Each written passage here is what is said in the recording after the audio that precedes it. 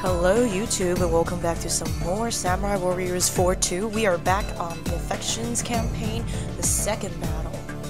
I guess the intrusion or I guess invasion of Io, which is in the Shikoku area. Had I remembered correctly, this is actually one of the battle against Mori Motonari.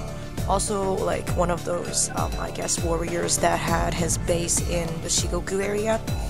So, I'm pretty sure in this battle, we get to actually use Motochika.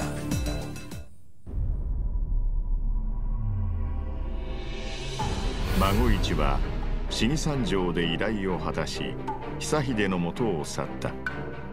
小少将はそんな彼についてゆく。Magoichiの次の依頼人は、Chosokabe元親。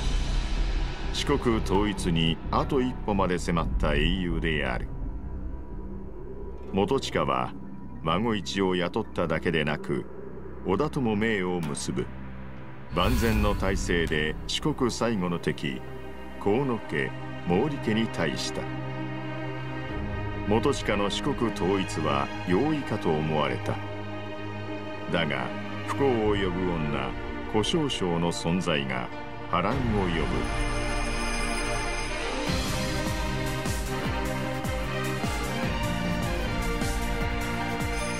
情愛の章、意を信仰。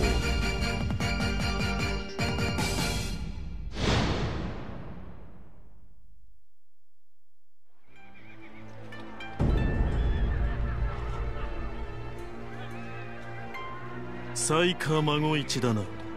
援軍感謝する。ま、仕事とあれば四国だろうがどこだろうが行くぜ。そっちのお嬢ちゃんは？わらわはかの明智光秀の娘じゃ。そっちはMagoichiか？ならば孫でよいな。わらわは織田の代表としてChosokabeを助けに参ったのじゃ。Chosokabe元親だ。なんとも賑やかな陣容だぜ。なあ。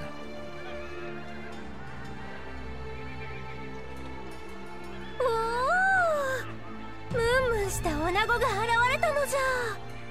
教えよ、そっちは何者じゃ？私はこの人の大切な人よ。よろしくね、わらわちゃん。はあ、すごいムンムンぶりなのじゃ。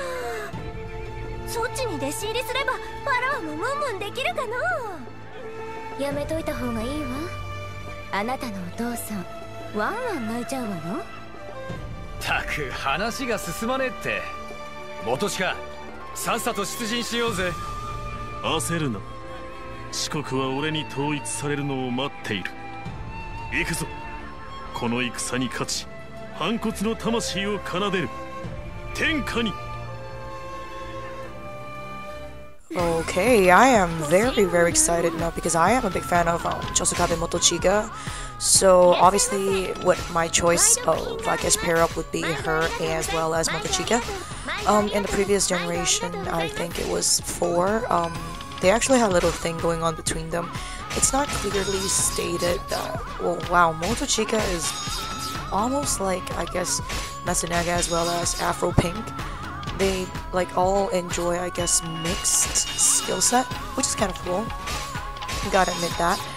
So Motochika kind of had a little thing, not really specified between, I guess, him and her. It's more like he was the actual person that really talked her out of like overly, I guess, not struggling against the fate, because this character has a lot of phrases that usually say like, go against fate, we shall not go with the flow, we have to, I guess, like, I don't know, rebel against what was fixed for you. So yeah, but I'm not sure will he still be this sort of character in this particular, I guess, campaign, because apparently that job is currently assigned to, I guess, Saiga Magoichi.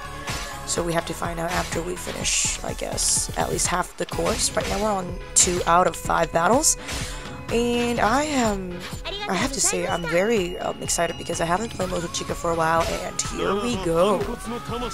Sorry, although he looks like some kind of, like, crazy weird dude, but you know what? He's, I guess, in Samurai Warriors, my favorite. Is he? Well, not technically favorite, but I guess he's really just like on top. I guess my favorite is still like Ishida Mitsunari, but for the, I guess, generation like 2 Extreme Legends, he was introduced in that, I believe. He's, I guess, one of the best new introduced character in that generation. And then afterwards, I think in 3 there's like a duel of, I think it was Kato Kiyomasa as well as Fukushima Masanori. I'm not sure which one came first, where they both came in Extreme Legends, but those 2 characters were pretty nice. So right now, I guess this whole little dialogue before the whole battle is like, Motochika knows what he wants to do. He's basically trying to unite the whole Shikoku, and then after that he's gonna go for the whole world. So his main, I guess, major adversary in this whole area is like fall down to, I guess, Motonari. Although there are some other like, I don't remember his name, like, because it was mentioned in the, I guess, the information clip. So like that was one of those greater generals in this area, and our quest right now is to crush them all.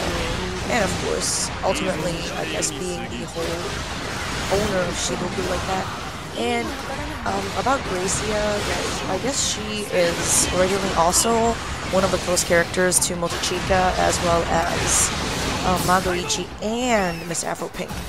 So I'm not surprised seeing her here, except it explained more detailedly how she actually is a representative sent by the, I guess, Nobunaga Force. And as you can see, this flag with the, I guess, 1 stroke 3 dots, that's the signature for the not Motonari, but it's like Mori family. I guess in the previous game they have Gracia situated like with her father as a part of the campaign that he was sent by Nobunaga to help Motochika finish his ambition of taking over the Shikoku, as well as, I guess, later on work for, I think it was Nobunaga. Not really sure if that's true, but from what I remember from the previous game, which was 4, that was what happened. But I guess for, Shikoku-wise, it was originally like lack of a lot of characters because the only 2 were Chosokabe Motochika as well as Mori Motonari. But then now, after, I guess, the addition of the new characters in 4, they actually have on Mori Motonari's side his son. I don't really remember his name anymore because they have so many sons. I don't remember which one was added. But the dude with the sword and the book, very cute guy. And on, I guess, Motochika's side, we have a addition of Pink Afro, Oshosha. So I guess they are trying to make up for the fact that this particular region lack a lot of representatives for games. Because in Kyushu, they already had, what, 3 before the addition of, I guess, Shimazu Toyohisa. Before that, it is Tachibana family, 2 of them, the couple, Junshiro as well as Minashige, and then afterwards they have, I think it's Shimazu Yoshihiro? Yeah, the guy with the big hammer. So I guess for that particular area, it's kind of really filled up the gap for it. And originally for, I think, Oshu, there's only 1 representative, which is the Coolio, very, I guess, sassy little Itachi Masamune. And now they've added into the game, I think it was Katakura Kojuro. Actually, he is very, very famous also in the history because he is actually a character famous for his loyalty towards Itachi Masamune, and what was actually referenced in this game is very, very close to the truth. So he is one of those characters who is very, I guess, historically, politically correct. And as for Kinki, originally the only representative is, I think, Asai Nagamasa, and then they later on just treated Oichi as part of his campaign because, you know, they got married. So now there's the 2 edition, one from Chronicles 2, and Toro Takatora, and then from 4 they have Odani Yoshitsugu. So yeah, there's like 4 people already in there. And I guess afterwards, for main course of Oda Nobunaga, the edition is, I think, Matsunaga Hisahide, is just because they really just like been biased on the other campaigns, just neglecting additions to Nobunaga's party, so they added one of the most famous badassery dude, like Matsunaga Hisahide. And for the, I guess, the aforementioned lack of representative warriors, it also happened in, I think, what's his face? In, yeah, like Uesugi's family. I think addition of Ayagosen in 3 was awesome because she was made to be one of those like big sister characters who was very creepy. And then afterwards in this particular 4, I guess it's called Generation 4, they've added Uesugi, I think it's Kagekatsu, because Kagetora was the son of, I think, Gojo Uchiyasu, so yeah. I think it's like Kagekatsu, and then in addition for the Hojo family, who had only originally 2 representative, 3 actually, Kaihime, Hojo Uchiyasu, as well as, what's his face, Uma Kotaro? Yeah, that's him. And right now they've added the daughter of Uchiyasu, Hayakawa Dono, so I guess the average distribution of new characters is kind of nice, actually. But then for this, though, like, because Tokugawa and Toyotomi actually had the largest number of usable warriors, so they usually avoid adding new characters to them unless it's just like extreme legends and stuff. You just need to add famous warriors. But this time, like for 2, they actually added the Masatora, which is really not bad. But for, I guess, honestly speaking, unless you're buying it for 3rd generation, it's a little bit cheaper compared to the 4th generation consoles. Charging a full game with, I guess, the addition of nearly 1 character and 5 scenarios is, well, myself-wise, I don't think is really worth it, but then, you know, like, I guess the amped-up graphics and the very in-depth storytelling is actually worth the price if you're like myself, a big fan of, like, I guess, reading and learning more about characters, because it just makes you like them more after you know more about the background story. And I was trying to put up 3 videos today, which I obviously failed my viewers, is because, as I mentioned in my previous video, a lot of things has to be done before the Chinese Lunar New Year holiday commenced, so I was busy doing the cleaning and like doing all the documents. I was basically out all day, and then by the time I was back, it's like later at night, I was doing all the preparations for food with my family.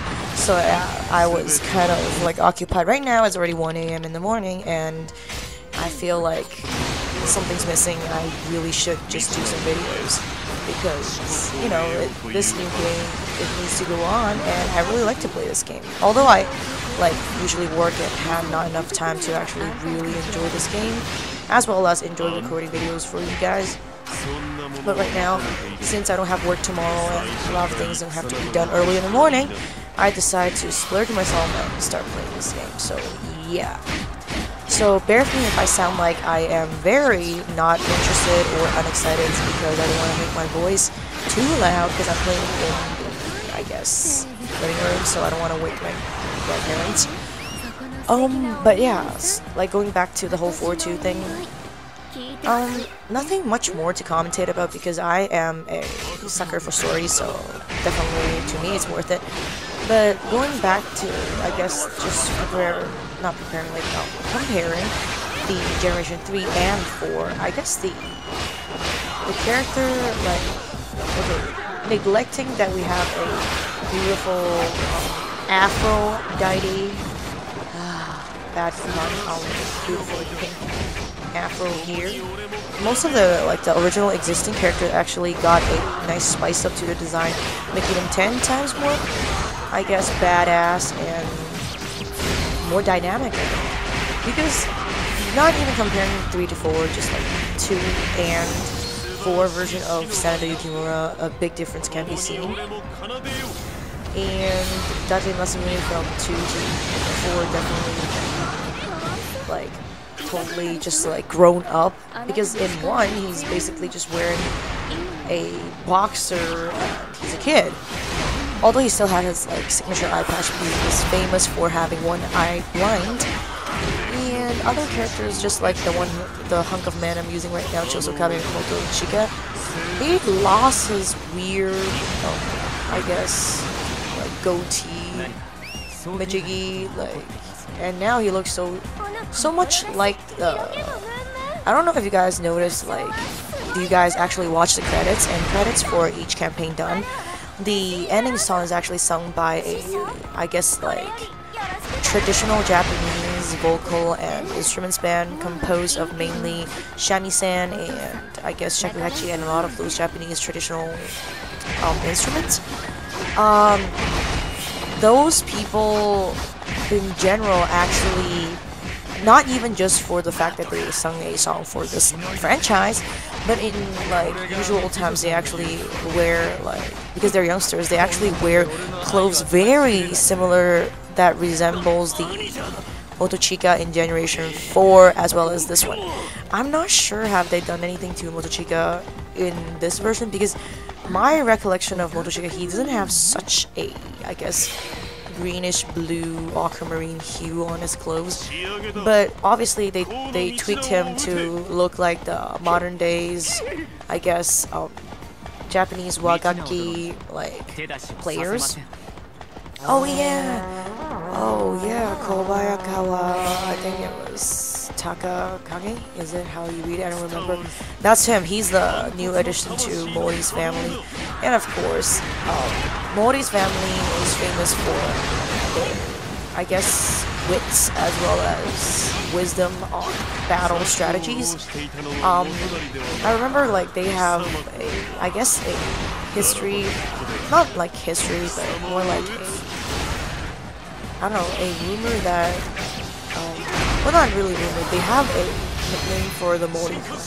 Oh my god, he is super hot. Like, I think there's like, whoa, they totally spiced up that animation.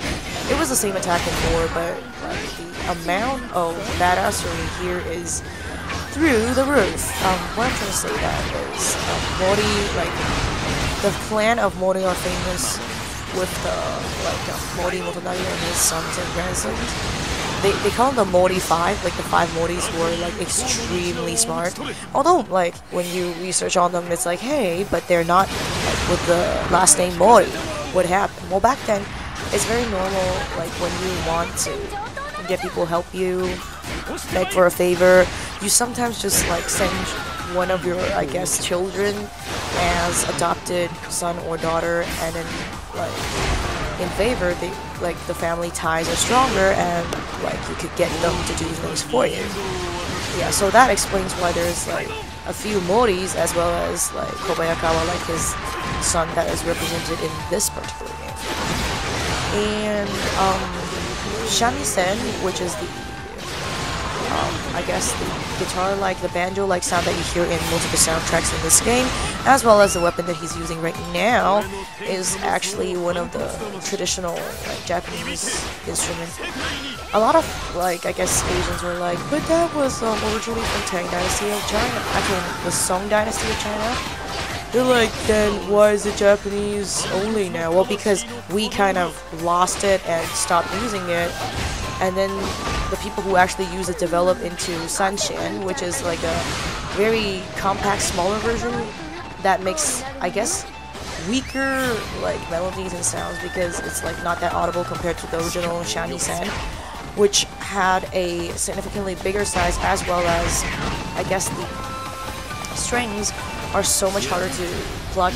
That's why they require, like, a little well, not really ivory, but like a wood or like plastic plank to actually help pluck the strings, or else it's gonna be like breaking your fingers. Because I have friends who actually play this instrument and it's not that light compared to what I see how in race that I guess our band here, well not here, like before, Motochika was carrying around it and like waving it like this, like very light.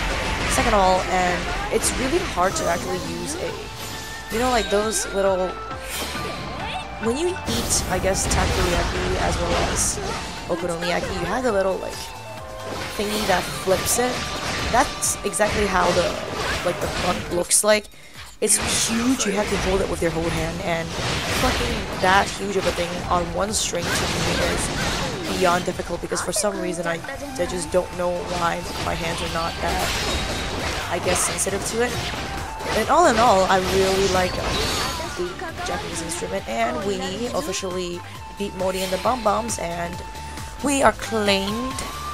Wow, it's like so epic how people are like, oh my god, there's a pink calf, let's run away from her. He was like, oh well, I lost, then I'll just have to let you guys take over and take care of Shikoku. And then he was like, nope, that's not the last stop. We are totally gonna go take over the whole Japan. So yeah, I like how Gracia in both of the series idolizes her and be like, oh my god, I want to be a very seductive woman. Possibly like you, a seductress, man, just whacking people with their little silk scarf. But yeah, all in all, we've completed this battle in hopefully some short time, because at least average from my previous playthroughs of this series, I noticed that the dialogue wise, they actually take up at least, I think, 5 minutes, so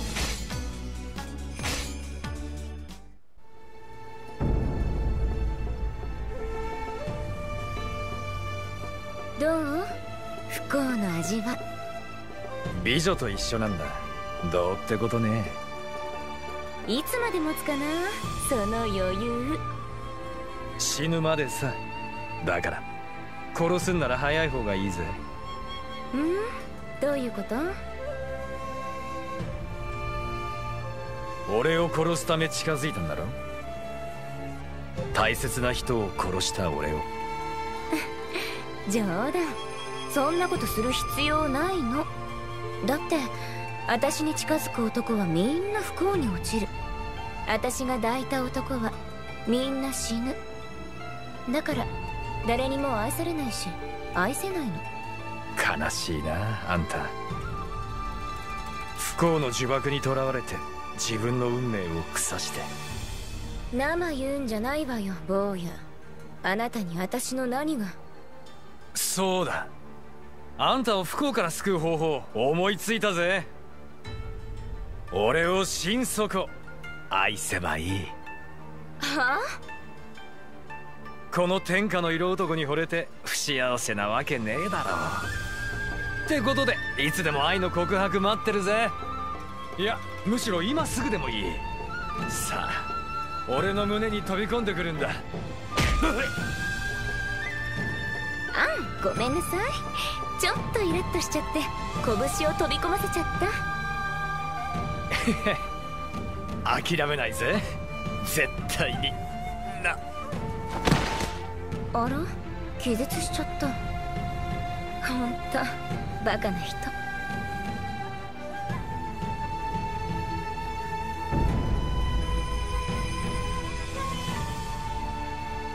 見たか、元親。師匠はやっぱりすごいのじゃ。確かにあの女は強い。だが危ういな。己の不幸を受け入れ生きる、そう簡単にできるものではない。だから何かに寄りかかって生きる。それがあの女の場合は男だ。寄りかかっていた男がいなくなった時は別の男に寄りかかる。あの女がすべきことは寄りかかることではない。己の力で不幸をねじ伏せること。だがあの女はそれに気づいていない。いや、気づいていて目をそらしているのかもしれない。あの女が歩んできた誠実な人生ゆえに。なんだか師匠がかわいそうなのじゃ。人は皆幸せになって良いはずなのじゃ。なぜ師匠だけが不幸を背負って生きねばならぬ。師匠とて普通に恋をして幸せになればよいのじゃ。